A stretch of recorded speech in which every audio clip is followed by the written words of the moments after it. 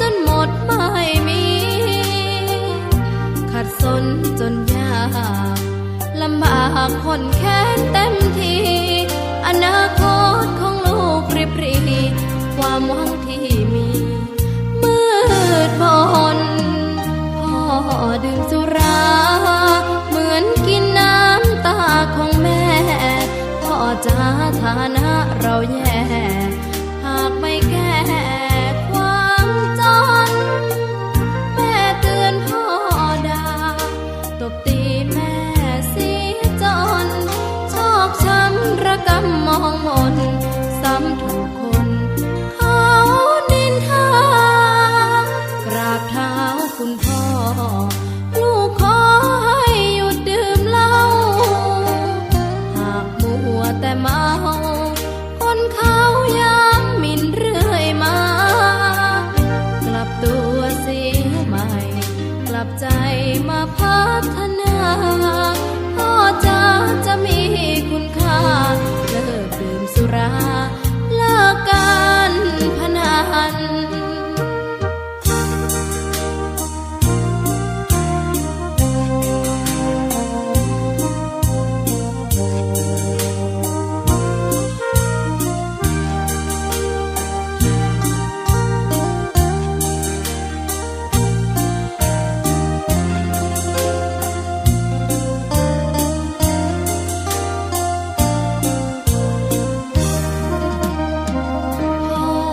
ดื่มสุรา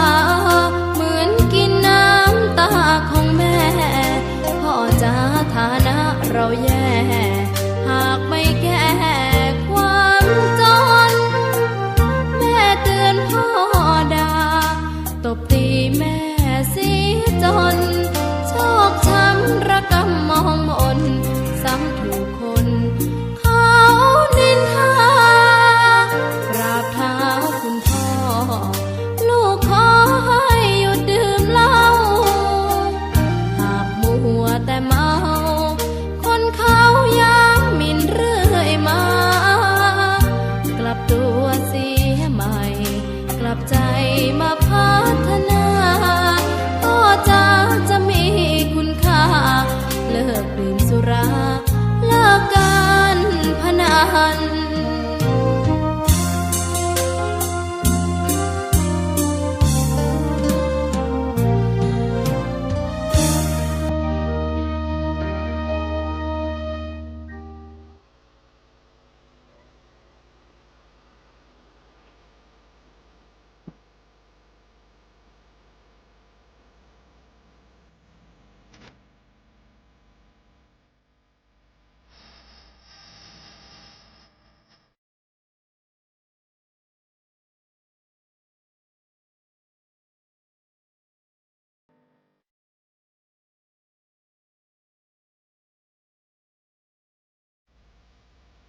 งานเผยแผ่เป็นหัวใจสำคัญของพระพุทธศาสนา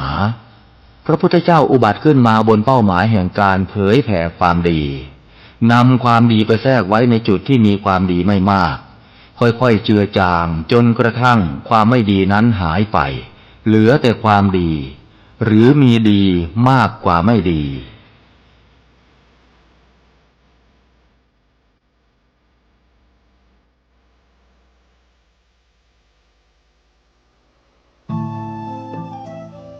ท่านกำลังติดตามรับฟังสถานีวิทยุกระจายเสียงพระพุทธศาสนาแห่งชาติและสังคมคลื่นเพื่อการศึกษาพระพุทธศาสนาและวัฒนธรรมระบบ FM 104.5 เมกะเฮิรตซ์รายการต่อไปเป็นรายการคดีโลกคดีธรรม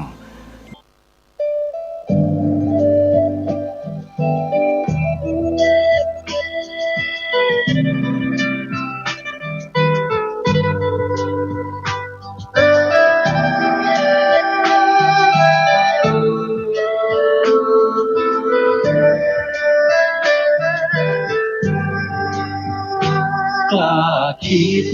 ก็ต้องกล้าทำอย่ากลัวถ้าทำความดี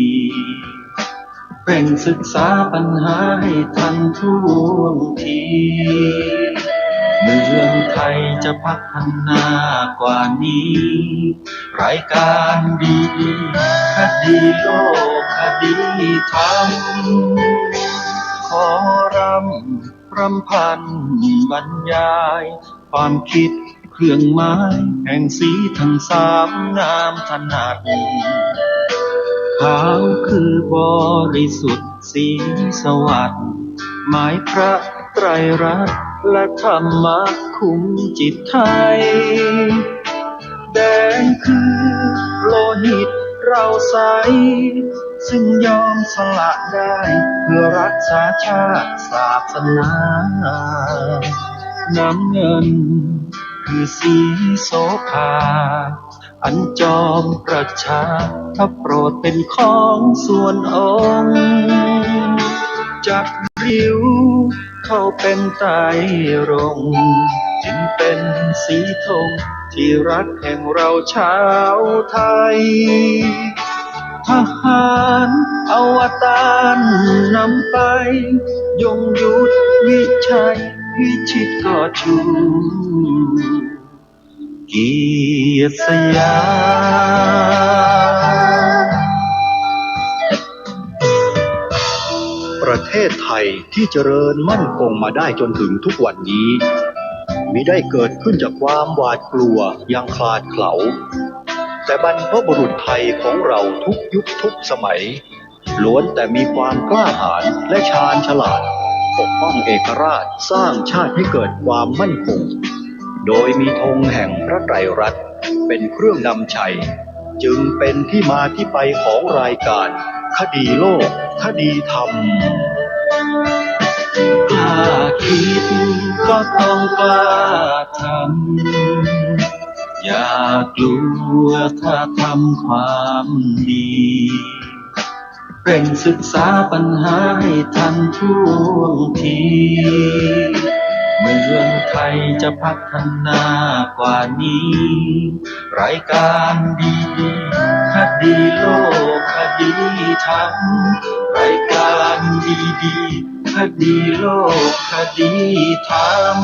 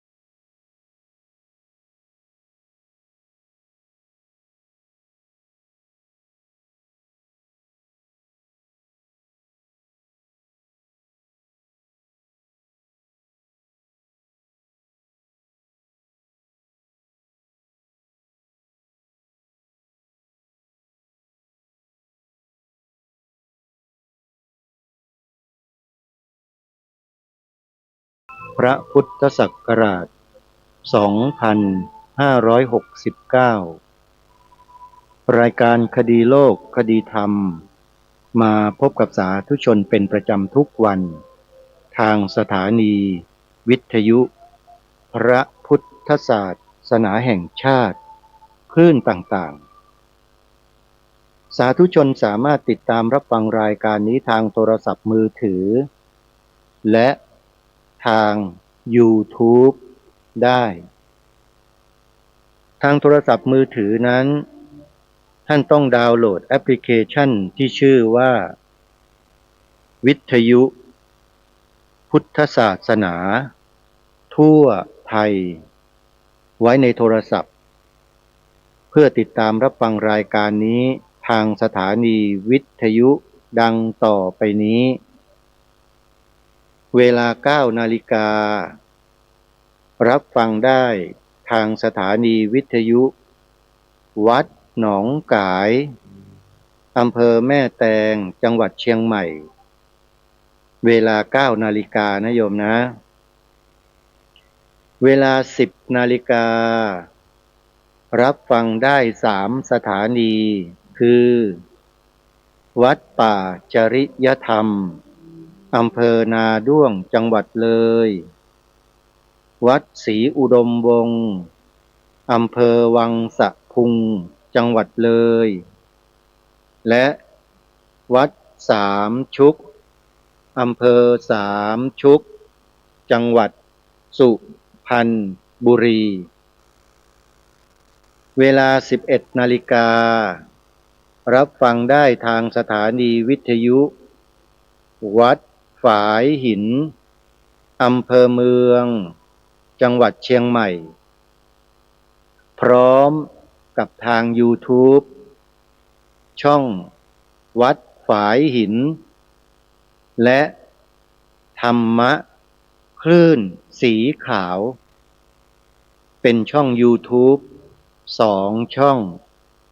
ที่ออกรายการคดีโลกคดีธรรมวัดฝายหินจะออกเป็นรายการสดส่วนธรรมะคลื่นสีขาวจะอัปโหลดไว้ให้ญาติโยมติดตามรับชมรับฟังกันได้ในทุกโอกาสเลือกรับฟังได้2 ช่องดังกล่าวทาง YouTube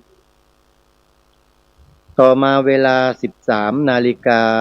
บ่ายโมงตรงรับฟังได้อีกครั้งหนึ่งทางสถานีวิทยุวัดบ้านปลาคูนอำเภอโพนทรายจังหวัด101วัดบ้านปลาคูนนั้นจะมีกิจกรรมทอดผ้าป่าสถานีวิทยุในเดือนมีนาคมนี้ด้วยเดี๋ยวจะประชาสัมพันธ์บอกญาติโยมสาธุชนในโอกาสต่อไปในช่วงเวลาต่อไปนะจากนั้นเวลา 17 นาฬิกา 5 โมงเย็นและเวลาเที่ยงคืนหรือตี 1สามารถรับฟังได้อีกครั้งหนึ่งทางสถานีวิทยุวัดฝายหินอำเภอเมืองจังหวัดเชียงใหม่ญาติโยมที่จังหวัดเชียงใหม่จะฟังรายการคดีโลกคดีธรรมกันจนเบื่อแล้วโยมเบื่อไหมโยมถามจริงๆเถอะรายการเนี้ยออกอากาศวันหนึ่งตั้งหลายรอบนะที่เชียงใหม่เนี่ยมีตั้งแต่ 11 นาฬิกาช่วงหนึ่ง5 โมงเย็นช่วงหนึ่งเที่ยงคืนหรือตี 1อีกช่วงหนึ่งโยมต้องขอกราบขอบพระคุณท่านอาจารย์พระครูสมุวิสุวัตรวรกิจโจเจ้าอาวาสวัดฝายหินรูปปัจจุบันท่านเมตตาเปิดพื้นที่ให้รายการคดีโลกคดีธรรมได้ทำหน้าที่เป็นอย่างดีตลอดมาทางรายการไม่รู้จะตอบแทนคุณท่านพระครูสมุวิสุวัตรอย่างไรก็ได้แต่จะประกาศเชิญชวนบอกญาติโยมสาธุชนว่าโยมต้องช่วยสนับสนุน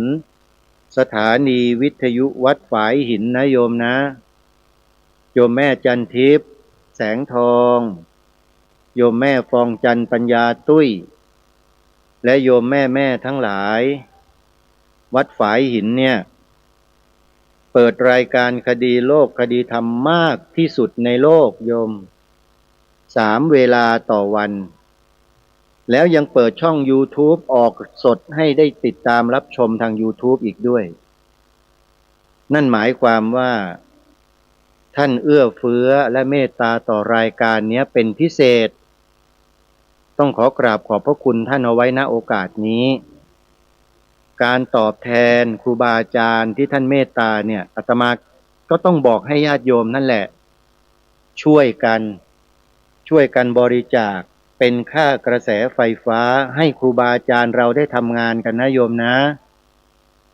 ธรรมะของพระสัมมาสัมพุทธเจ้าของเราขับเคลื่อนได้ก็เพราะพระสงฆ์ที่ทำงานแบบนี้แหละโยมครูบาอาจารย์เหล่านี้แหละท่านคอยนำธรรมะหลักคำสอนของพระสัมมาสัมพุทธเจ้ามาอธิบายมาขยายความมายกข้ออุปมาอุปไมยให้เราได้เข้าใจกันง่ายๆโดยมีสถานีวิทยุเป็นเครื่องมือกระจายธรรมะได้เป็นอย่างดีญาติโยมไม่จำเป็นจะต้องเดินทางไกลไปฟังที่วัดครูบาอาจารย์ท่านก็ไม่ต้องเดินทางมาเทศน์ถึงที่วัดเดี๋ยวนี้ใช้ระบบเครื่องมือสื่อสารที่ทันสมัยโยมเพียงแค่บริจาคปัจจัยเป็นค่ากระแสไฟฟ้าถวายครูบาอาจารย์เดือนละเล็กๆน้อยๆทุกเดือนเนี่ยโยมเราช่วยกันหลายๆคนเนี่ยก็จะเป็นบุญกุศลมหาศาลเลยครูบาอาจารย์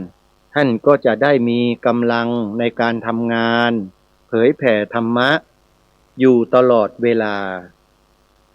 ธรรมะก็จะขับเคลื่อนไปสู่จิตใจของผู้คนตลอดไปประเทศไทยเราก็จะไม่อับจนปัญญาไม่เหมือนกับประเทศอื่นๆที่เขาไม่ได้มีธรรมะอย่างนี้แล้วเขาก็กำลังหย่อนไข่ให้กินกันอยู่รู้จักไข่ไหมโยมที่ประเทศไทยไปหย่อนไข่ให้เขมรอยู่ช่วงหนึ่งจำได้ไหมไข่เนี่ยเขาเรียกว่าไข่นะไปเรียกอย่างอื่นไม่ได้เดี๋ยวโดนตัดเดี๋ยวโดนปิดช่องเขากำลังหย่อนไข่ให้กินกันอยู่ไข่พวกนี้ใครได้กินแล้วเนี่ยไปเกิดใหม่ทุกรายโยมอยู่ในโลกนี้ไม่ได้เพราะว่าอานุภาพไข่พวกนี้มันแรงมากพอใครได้กินแล้วก็จะรู้เลยว่าโอ้ยลำบากยากเข็ญข้าวยากหมากแพงอาหารการกินก็หาลำบากน้ำมันก็ขึ้นราคาไฟฟ้าก็จะตามมาอีกน้ำประปาสารพัดเดือดร้อนกันไปทั้งโลก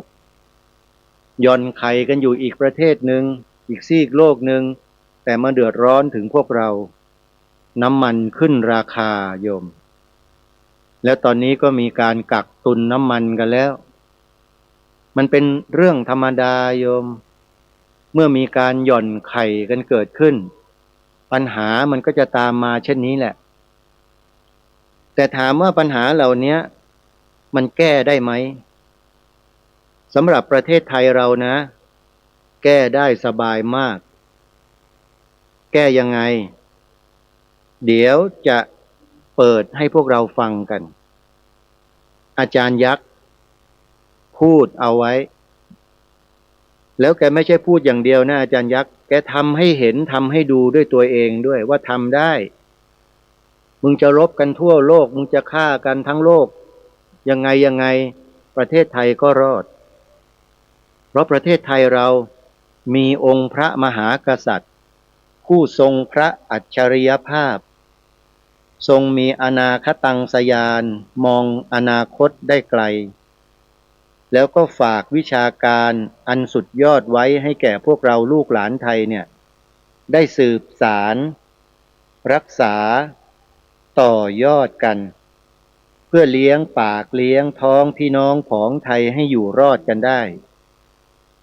นั่นก็คือแนวทางเศรษฐกิจพอเพียงนั่นเอง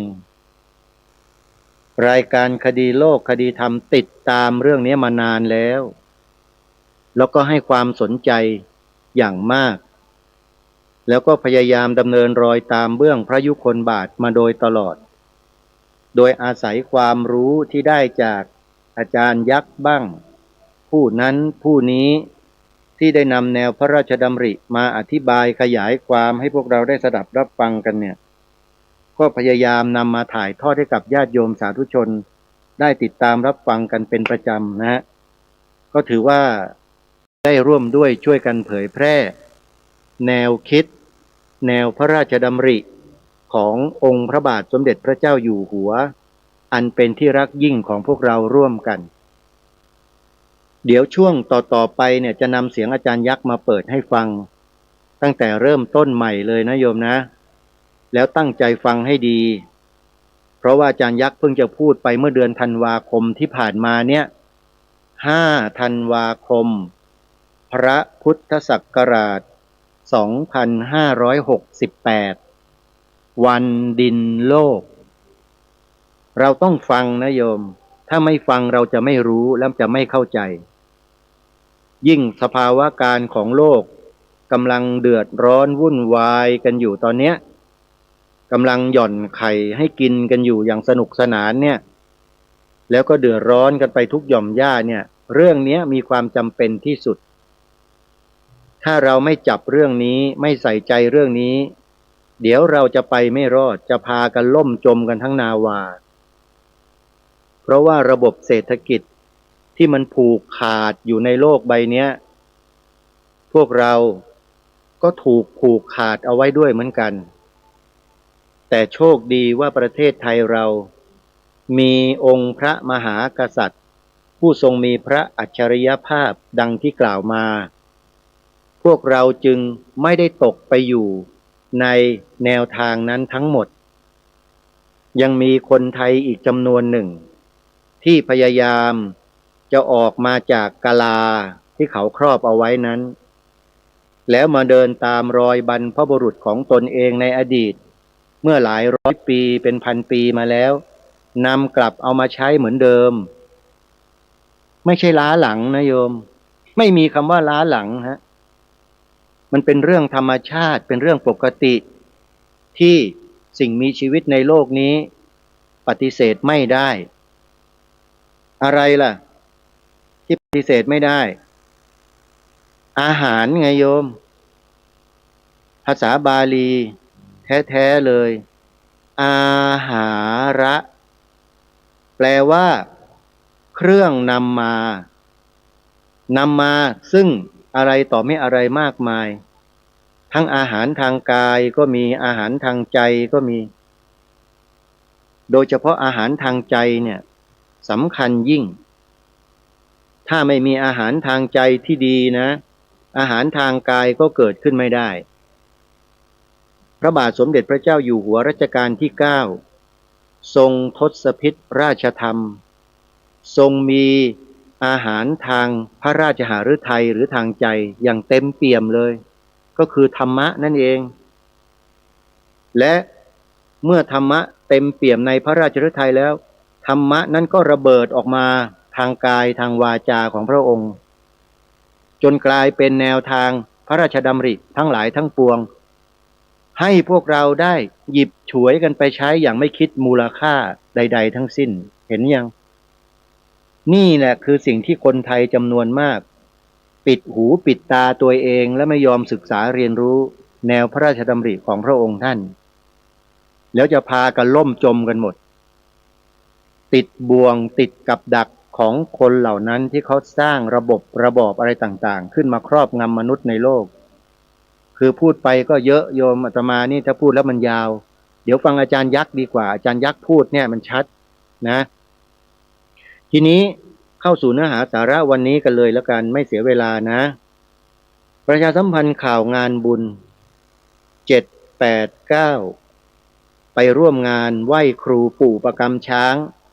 ประเพณีแบบโบราณดั้งเดิมแท้ๆแล้วมีอยู่ในชนกลุ่มเดียวคือชนชาวกุยและชาวสวยเลี้ยงช้างที่สุรินทร์งานนี้เขาจัดที่วัดป่าอาเจียงบ้านหนองบัวตำบลกระโพอำเภอท่าตูมจังหวัดสุรินทร์นะโยมนะจดเบอร์โทรศัพท์ไว้ถ้าเดินทางไปแล้วหรือจะสอบถามรายละเอียดเส้นทางอะไรต่างๆถามที่เบอร์นี้เลย064-228-2422ในวันที่9 มีนาคมและ10 มีนาคมมีงานทำบุญสถานีวิทยุร่วมทอดผ้าป่าเพื่อส่งเสริมงานเผยแผ่พระพุทธศาสนาสถานีวิทยุพระพุทธศาสนาประจำจังหวัดเลยร่วมกันงานนี้จัดขึ้นที่วัดป่าจริยธรรม ตำบลนาดอกคำอำเภอนาด้วงจังหวัดเลย ไปนะโยมแล้วไปเจอกับอาตมาที่วัดป่าจริยธรรมด้วยกัน ใครจะทำบุญร่วมสร้างศาลาปฏิบัติธรรมที่สวนป่าสามัคคีธรรมแล้วต้องการจะถวายกับมืออาตมานะ โยมไปที่วัดป่าจริยธรรมในวันที่9 มีนาคมนี้โยมได้พบได้เจอกันแน่ขอเชิญนะโยมไปร่วมงานกันด้วยแล้วก็ไปช่วยท่านพระครูจริยสารธรรมเจ้าวาดวัดป่าจริยธรรมเนี่ยนะสร้างเสริมสิ่งที่ดีงามต่างๆให้เกิดขึ้นในสังคมสิ่งที่ท่านพาพวกเราทำกันอยู่ทั้งหมดนั่นน่ะเป็นประโยชน์เพื่อสังคมประเทศชาติทั้งนั้นเลยโยมไม่ใช่พระครูจริยสารธรรมรูปเดียวหรอกพระสงฆ์เราทุกรูปในบ้านในเมืองที่ท่านทำนักขณะเดียวกันอยู่เนี่ยทำประโยชน์ให้ส่วนรวมทั้งหมดเผอิญว่าอาตมาภาพกับพระครูจริยสารธรรมเนี่ยสนิทชิดเชื้อและคุ้นเคยกันอาตมาก็เลยต้องประชาสัมพันธ์บอกญาติโยมเป็นพิเศษเพราะทำงานอยู่ด้วยกันงานเพื่อส่วนรวมนี่แหละโยมงั้นเพราะฉะนั้นวันที่9นะ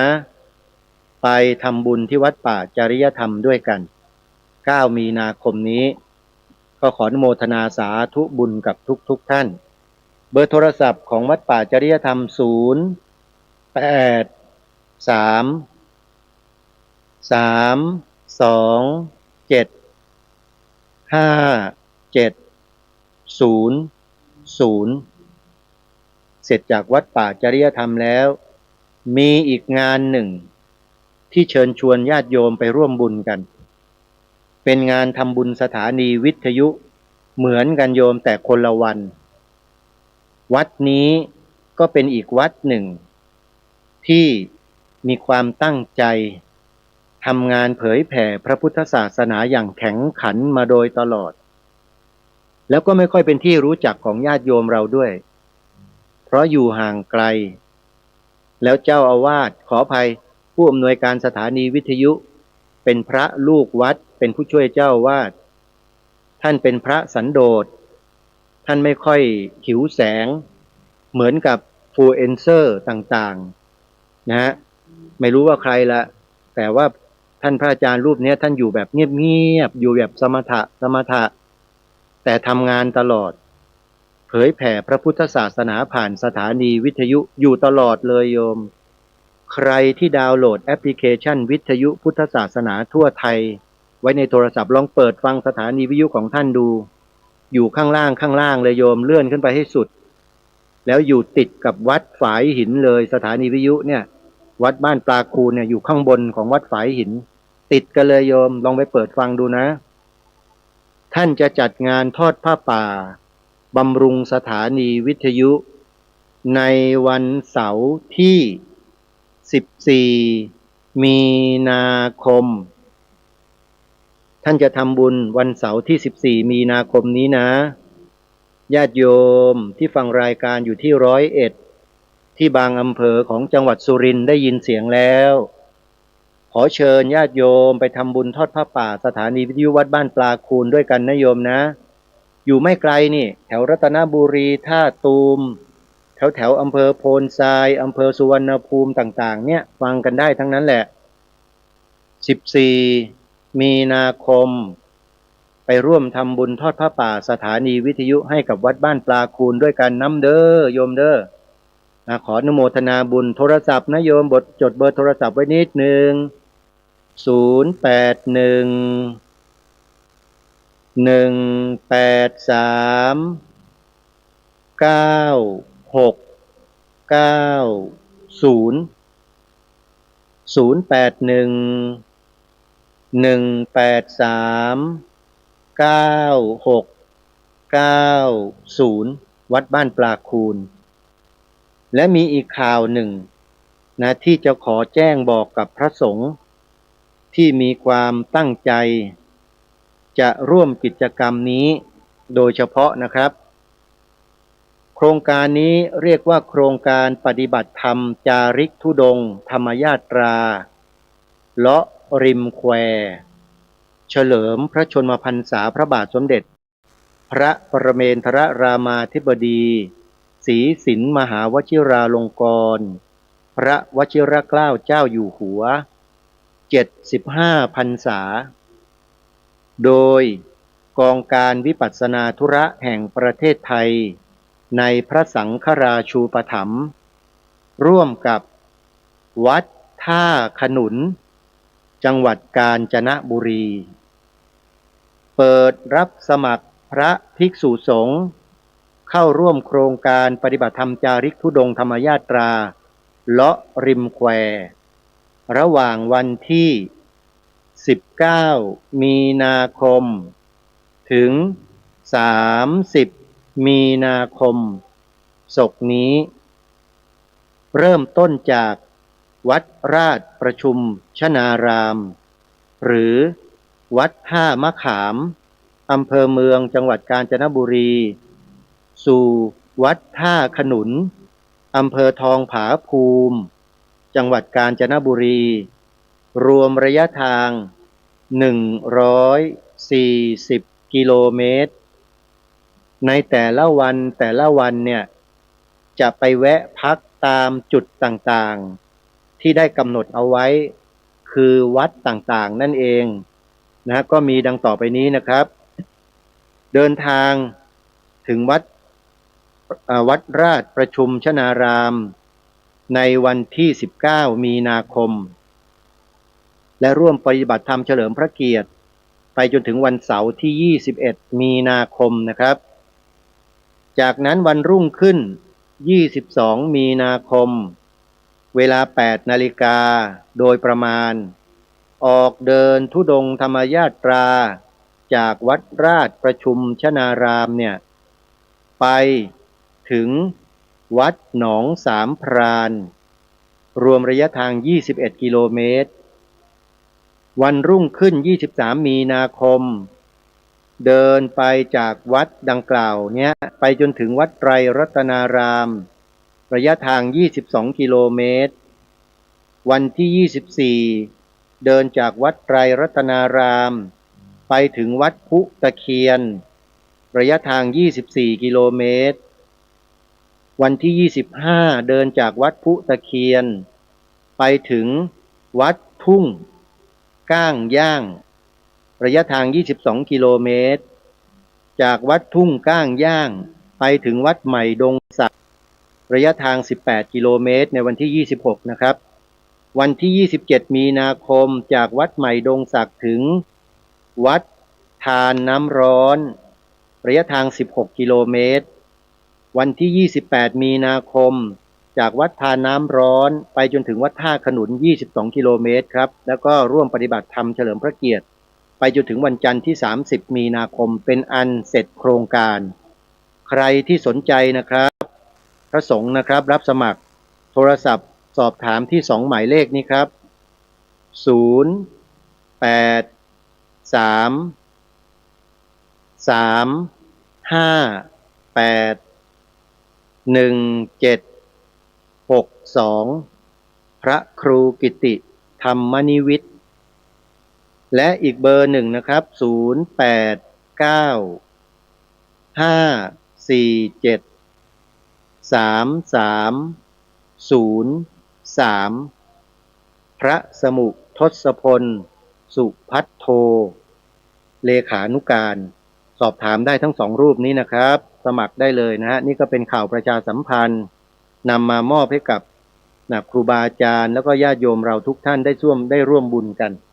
เอาละท่านสาธุชนผู้ฟังทุกท่านเวลาที่เหลืออยู่นี้เดี๋ยวจะเปิดเสียงอาจารย์ยักษ์ท่านไปปาฐกถาพิเศษเอาไว้ที่จังหวัดสุรินทร์ในวันดินโลก5 ธันวาคมปีพระพุทธศักราช2568ที่ผ่านมาไม่นานนี้เองเนื้อหาสาระที่ท่านพูดเอาไว้เนี่ยมันเกี่ยวข้องกับเหตุการณ์ที่กำลังเกิดในโลกปัจจุบันนี้พอดีเลยคาดเดาและคาดการเอาไว้ไม่ผิดลองมาฟังท่านดูนะว่าท่านจะพูดถึงสิ่งเหล่านี้และมีแนวทางในการที่ให้เราได้ช่วยกันปกป้องคุ้มครองรักษาประเทศชาติบ้านเมืองและพี่น้องประชาชนคนไทยของเราได้อย่างไรติดตามรับฟังปาฐกถาพิเศษเรื่อง นักวิทยาศาสตร์ ดินเพื่อมนุษยธรรม โดยด็อกเตอร์วิวัฒน์สัลยกำธรหรืออาจารย์ยักษ์พร้อมๆกันได้นะบัดนี้พี่น้องคือข่ายกติกรรมธรรมชาติที่อยู่ในสุรินทร์แล้วก็จริงยังมีมาจากอีกหลายจังหวัดเห็นมีหมอรุ่นเก้าคือเราเห็นว่าสังคมไทยกำลังเจอวิกฤตหนักก็เลยชวนกันมาเรียนแพทย์เอาไว้ได้สัก1,000 คนก็มีคนเมตตามาร่วมเรียนผมมาเรียนรุ่นเก้าผมเป็นนักเรียนแพทย์เพิ่งสอบใบประกอบโรคศิลป์ได้ไปเนี่ยเป็นหมอแล้วก็รุ่นเก้ากรุณายืนขึ้นหน่อยครับนั่นแต่งเครื่องแบบมาก็มีนะครับเขากำลังเรียนต่อเรียนเภสัชเรียนเวชต่อแล้วก็มีนักเรียนปูทะเลมหาวิทยาลัยอยู่ในพื้นที่ดินเค็มก็มีโรงเรียนผมไปยื่นขออนุญาตตั้งโรงเรียนไหมแต่ว่าเป็นโรงเรียนที่สอนตามปรัชญาของพระเจ้าอยู่หัวใหม่ๆกระทรวงก็ไม่อนุญาตทะเลาะกันอยู่เป็นปีกว่าเขาจะอนุญาตก็เลยตั้งโรงเรียนสอนแบบพระเจ้าอยู่หัวเอาขึ้นแนวทางเลยก็มีมาอยู่ร่วมด้วยมีครูมาด้วยอยู่ตรงไหนเอ่ยมากัน5-6 คนนะครับน่าจะไปอยู่ในครัวครูคนนี้จบเรียนลูกเรียนที่โรงเรียนปูทะเลแต่ว่า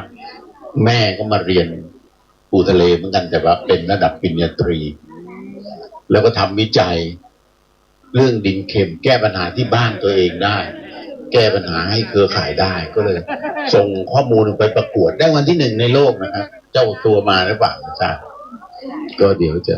ชวนมาเล่าให้ฟังไปส่งสารเข้ามาด้วยก็พี่น้องคือข่ายกติกรรมนานาชาติมีประธานสถาบันเศรษฐกิจพอเพียงและก็มูลนิธิเศรษฐกิจพอเพียงท่านอาจารย์ธีระเคยเป็นประธานเครือข่ายกติกรรมธรรมชาติเคยมาร่วมขับเคลื่อนที่เนี่ยผมมากัน2 คนสมัยผู้ว่าเกษมศักดิ์แสนโพธิ์ก็มานอนมากินนอนอยู่เนี่ยท่านผู้ว่าบอกว่ากูอยากจะเอาทั้งจังหวัดให้เป็นต้นแบบเกษตรอินทรีย์ทำไงดีวะผมก็เลยบอกว่าถ้างั้นไปเชิญ3 ท่านมาท่านหนึ่งก็คือนายกอบต.นายกอบจ.นายกเทศบาลทั้งหมดหรือนายกองค์การบริหารส่วนจังหวัดอีกท่านหนึ่งมาคุยกันสัก3 วันเชิญประธานสภาและปลัดมาด้วย3 ท่านมาสัมมนาผู้ว่าเกษมศักดิ์แกนั่งเฝ้าอยู่ตลอดเลย3 วันเต็มๆในโรงแรมแกบอกเนี่ยผมเพิ่งเซ็นอนุมัติขึ้น2 ขั้นไปเนี่ยแต่ถ้าใครไม่อยู่แม้แต่วันเดียวผมจะดึงเรื่องมาปลดคุณออกไม่ของขั้นโอ้โหนั่งกันอยู่เต็มไปหมดไม่มีใครติดราชการที่ไหนมาเซ็นหนังสือในโรงแรมนี้ว่างั้นนะเพราะนั้นอย่ามาอ้างว่าติดราชการเรื่องนี้เป็นเรื่องสำคัญที่สุดผู้ว่าแกนั่งเฝ้าเองนะครับเกษมศักดิ์แสนโพธิ์ปรบมือให้ผู้ว่าเราหน่อยได้ไหมครับใครรู้จักคุ้นเคยกับท่านบ้างยกมือครับเป็นคนที่นี่นะคนอุดรนะครับท่านรองถ้าเป็นคนอุดรแต่โอ้โหอินมากเลยผมอาจารย์ธีระก็เลยต้องมาเหนื่อยแกมันอยู่ที่เนี่ยครับอบรมข้าราชการแล้วก็ท้องถิ่นด้วยเสร็จปั๊บหลังจากนั้นเป็นต้นไปทุกหมู่บ้านนายอำเภอทุกคนใครไม่ทำเรื่องเกษตรอินทรีย์อย่าเสนอ2 ขั้นมานะกูไม่ให้แม่มทั้งอำเภอเก็บดุมากเลยนะครับจำได้ใช่ไหมที่ตบมือถ้ายังจำบรรยากาศที่ผู้ว่าเกษมศักดิ์อยู่ได้ครับผมรบกวนยกมือนิดนึงครับโอ้โหบรรยากาศแกเอาจริงมากเลยกลางคืนพาผมตรวจเขาเรียกอะไรสถานบันเทิงไปตรวจสถานบันเทิงไหนผิดกฎหมายเป็นการกลางวันเราให้ความรู้กลางคืนไปตรวจสถานบันเทิงกันโอ้แกเอาจริงแล้วสุดท้ายแกมาบ่นแกบอกนายอำเภอผมไปขู่มันไว้มันเลยจัดกันทุกวันแล้วมันเชิญผมต้องไปบรรยายทุกหมู่บ้านทั้งจังหวัดทุกคืนกูเลยไม่ได้หลับได้นอนโอ้โหเป็นผลงาน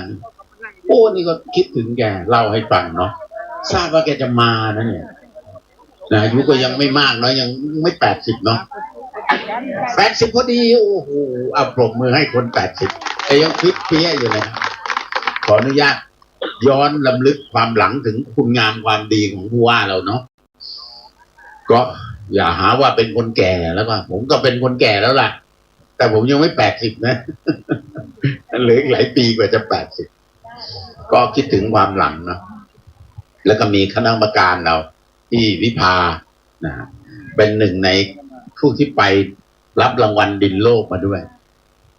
เดี๋ยวจะเล่าให้ฟังว่าไอ้ดินโลกมันมายังไงนะมีพี่วิภาแล้วก็มีอาจารย์ต่อท่านอาจารย์ต่อวงเป็นอดีตผู้บริหารของมหาวิทยาลัยลาดกระบังแล้วก็มาล่ำอาจารย์ผมจะลาออกดีไหม ผมก็ไม่กล้าแนะนำผมบอกกระดาษมา1,000ผมว่าเดี๋ยวให้แกมาเล่าเองสนุกกว่าก็ลาออกมาทำสวน4 ไร่ใช้เวลาไม่กี่ปีโอ้เป็นต้นแบบได้ก็เลยชวนไปส่งผลงานไปประกวดที่กรุงโรมอิตาลีได้รางวัลมาครับเดี๋ยวจะเชิญมาแสดงตัวทุกท่านที่ไปด้วยกันมาทีนี้ไอ้ดินโลกมันเกิดมายังไงโอ้นี่ต้องให้เกียรติกับรุ่นผู้ใหญ่รุ่น90 กว่าแล้วล่ะเขาทำงานตั้งกับกลุ่มที่ตั้งกรมพัฒนาที่ดินมามีน้องๆมาจากกรมพัฒนาที่ดินไหมครับยกมือครับกรมพัฒนาที่ดินมีคนเดียวเหรอ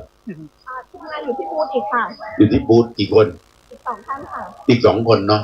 นี่เป็นงานของกรมพัฒนาที่ดินเขาก็ตั้งกรมพัฒนาที่ดินขึ้นมาเนื่องด้วยบ้านเราเนี่ยมีปัญหาเรื่องดินเยอะอีสานนี่มีปัญหาดินเค็มตั้ง20 กว่าล้านไร่นะ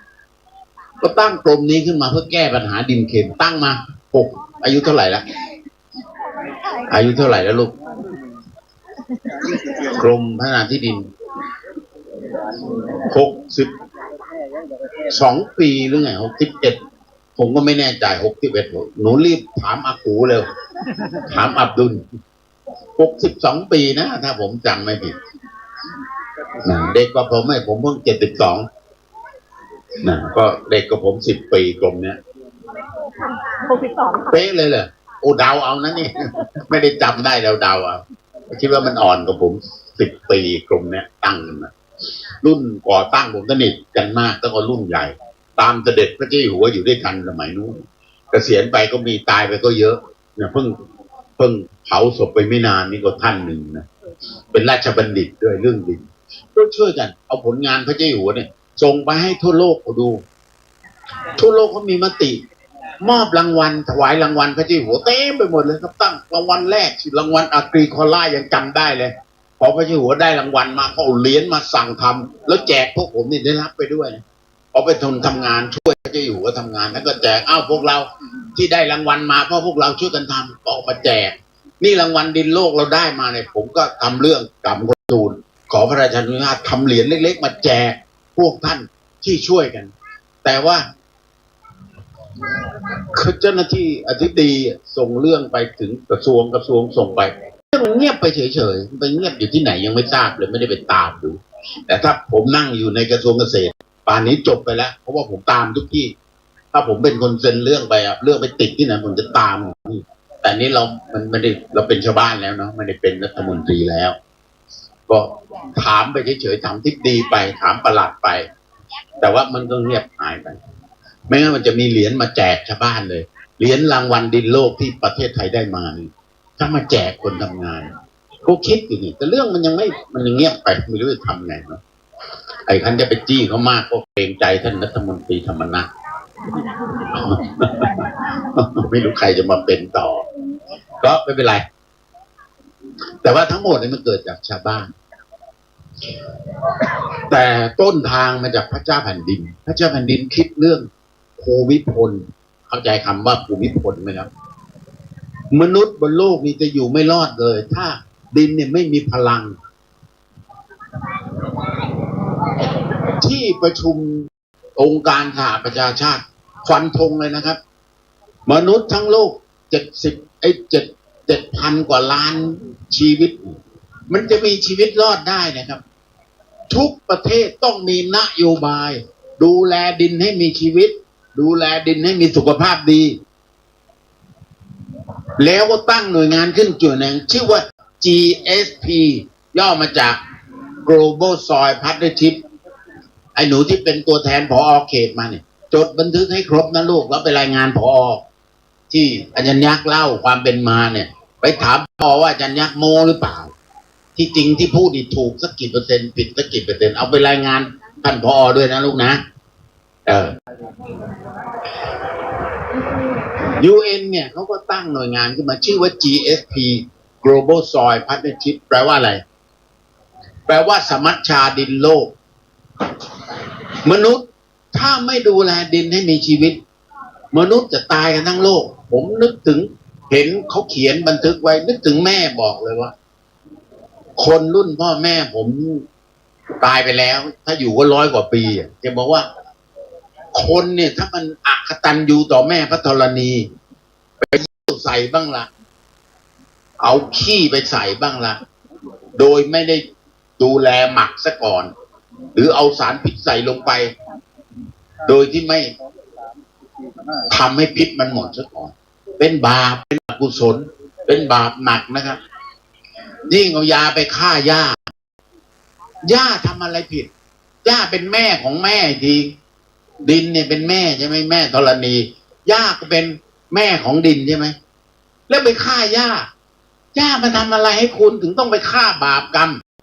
ใครไม่เคยฆ่าย่ายกมือขึ้นมีหลายคนใครเคยฆ่าย่าสารภาพมาซะดีๆ นี่ยกมือแบบนี้ก็เป็นบาปผลก็จะทำให้มนุษย์ทั้งโลกค่อยๆเสื่อมลงมนุษย์จะมีความเครียดมีความกดดันถึงขั้นเอาระเบิดไปยิงกันเอาไปปล้นเรือกันกลางทะเลเห็นไหมครับที่ทำไปปล้นเรือลำหนึ่งเขาจะส่งน้ำมันไปให้จีนจากเวเนซุเอลาในอีกลำจะส่งไปรัสเซียไอ้กัปตันเรือฉลาดมันรีบทาสีแล้วขึ้นป้ายรัสเซียเลยไอ้ทำก็ไม่สนใจใครปล้นมันหมดเลยทั้ง2 ลำก็เลยปิดอ่าวซะแล้วขนาดเนี้ยระเบิดมันจ้องกันอยู่แล้วใครกดปุ่มแรกนะปึ้งทั้งโลกเลยนะครับใครตามสถานการณ์มากว่าโลกอยู่ในภาวะกดดันเครียดมากแค่เขาปิดอ่าวกันแล้วเขาจ้องจะยิงกันเนี่ยเรือน้ำมันวิ่งออกไม่ได้เนี่ยกระเทือนถึงชาวนาไทยไหมครับกระเทือนแน่ๆน้ำมันแพงแค่ไถนาเนี่ยก็ซวยแล้วชีวิตยิ่งแต่ทั้งไถทั้งคาดทั้งเกี่ยวทั้งอะไรใช้น้ำมันหมดนะเดิมในรุ่นผมนี่ไม่มีครับรถไถไม่มีรถเกี่ยวไม่มีใช้ควายไถเพราะฉะนั้นผมกับควายถึงซีกันปึ๊กสนิทกันนะครับคนรุ่นอายุ70 กว่าอย่างผมเนี่ยเบบี้บูมเมอร์เนี่ยสนิทกับควายเลี้ยงควายเอาฟางเนี่ย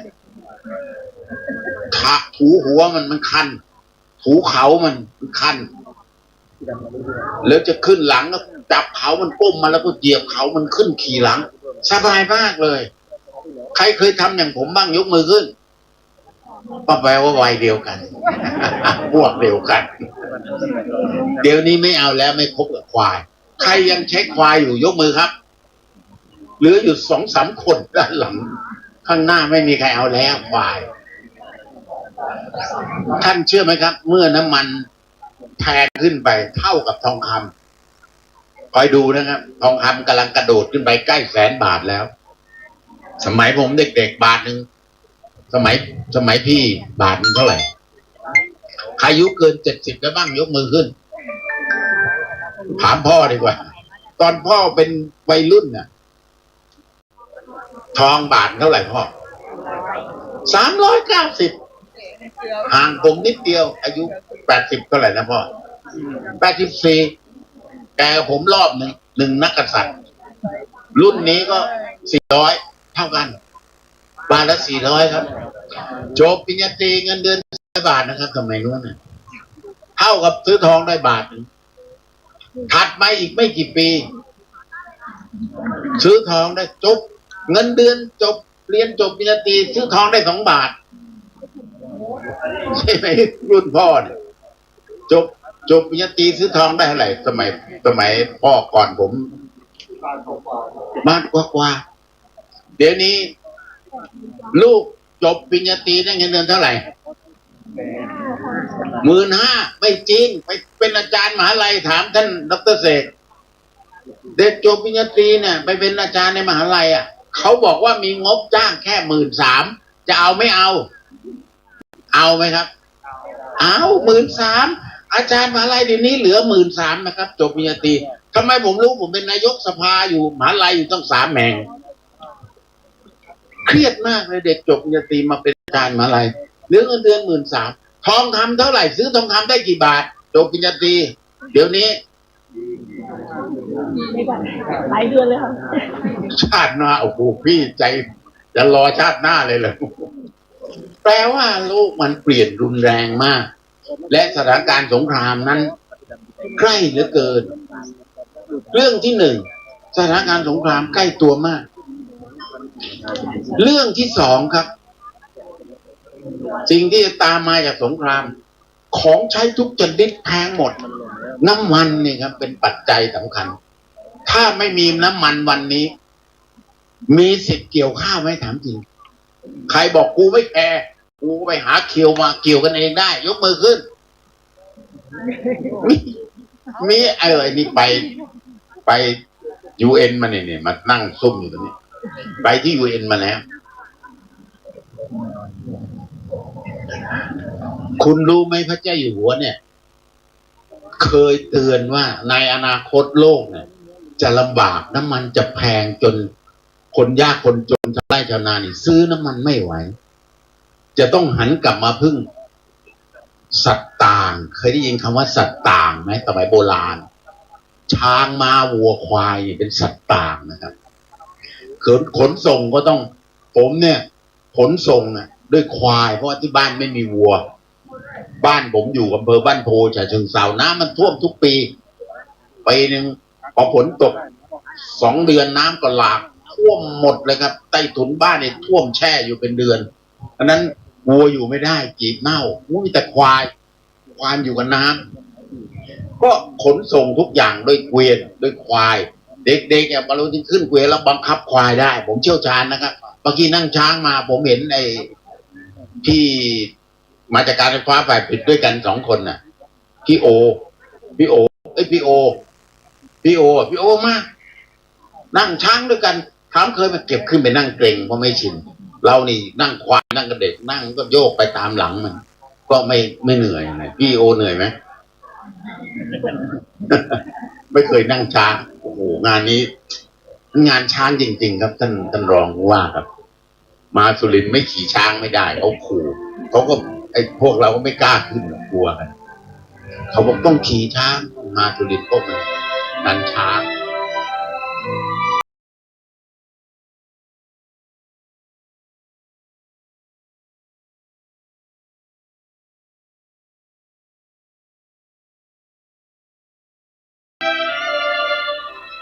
สาธุชนผู้ฟังทุกท่านเวลาของรายการไม่พอหมดซะแล้วก็ถือโอกาสนำเสียงของอาจารย์ยักษ์ที่ได้บรรยายให้ความรู้กับพวกเราคนไทยเอาไว้เมื่อวันที่5 ธันวาคมปีพระพุทธศักราช 2568 ที่ผ่านมาเมื่อเร็วๆนี้เองทันสถานการณ์ทุกประการนี่คือ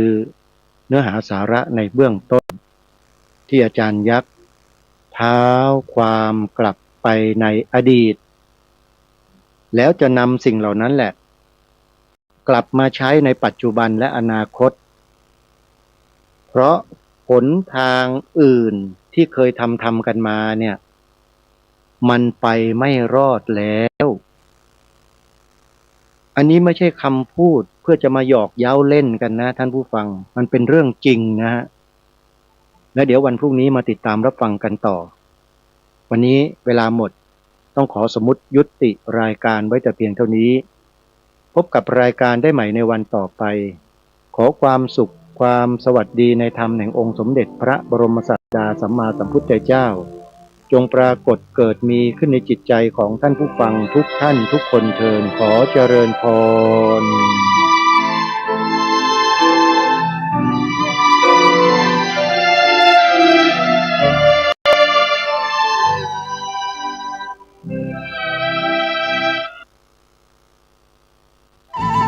ที่จบไปแล้วนั้นเป็นรายการ คดีโลก คดีธรรม ดำเนินรายการโดย พระครูปลัดนรงค์ฤทธิ์ กระจกวิเศษจงบอกข้าเถิดใครงามเลิศในปัทภี ก็พระนางน่ะสิ ราชินีผู้เลอโฉม ดูสิ ตั้งแต่ท่านพาชาวประชางดเผาป่าและขยะในครัวเรือน ชาวไร่ชาวนาก็งดเผาตอสั่งข้าว ฟางข้าว หันไปไถกลบทำปุ๋ยหมักแปรรูปเป็นอาหารสัตว์ หรือเอาไปอัดเป็นก้อนแทน อากาศก็ดีไม่มีฝุ่น PM 2.5 คอยกวนใจ หน้าตาท่านก็สดใส ผิวพรรณผุดผ่องเป็นที่สุดพะยะค่ะ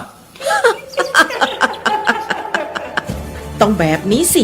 เจ้าพูดถูกใจข้ายิ่งนัก เพราะทุกการเผานั่นคือการสะสมฝุ่น แต่ถ้าทุกคนร่วมใจกันหยุดเผา เราก็จะมีแต่อากาศบริสุทธิ์ไว้หายใจ ห่างไกลมะเร็งปอด สุขภาพก็ดี มันคือที่สุดแล้ว ราชินีจงเป็นอมตะ ราชินีจงเป็นอมตะ ข้าขอบูชาท่านพะยะค่ะ เอ้า ไปเอาทูบมา แต่ไม่ต้องจุดแล้วนะ เดี๋ยวนี้ข้าเปลี่ยนมาใช้ทูบไฟฟ้าแล้ว มันจึ้งมาก ไม่มีฝุ่นเลย คุณภาพอากาศดีด้วยการร่วมมือของทุกภาคส่วน ปรารถนาดีจากสำนักงานประชาสัมพันธ์ที่ 3 กรมประชาสัมพันธ์